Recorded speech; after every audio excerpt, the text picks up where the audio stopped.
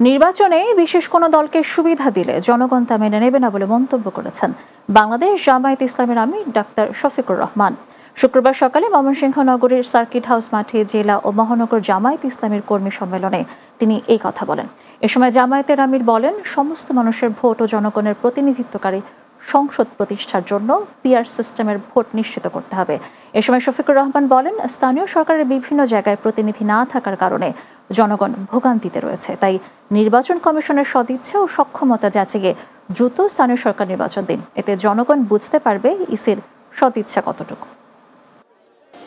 কালো টাকা এবং পেশি শক্তি থেকে বের হয়ে আসার জন্য সমস্ত মানুষের ভোট এবং সঠিক প্রতিনিধিত্ব সংসদে নিশ্চিত করার জন্য পিআর সিস্টেমের ভোট নিশ্চিত করতে হবে। জনগণ এখন সাফার করছে স্থানীয় সরকারের বিভিন্ন জায়গায় প্রতিনিধি না থাকার কারণে। স্থানীয় সরকার নির্বাচনটা দিন, আমরা দেখি আপনাদের সদিচ্ছা এবং সক্ষমতা কতটুকু।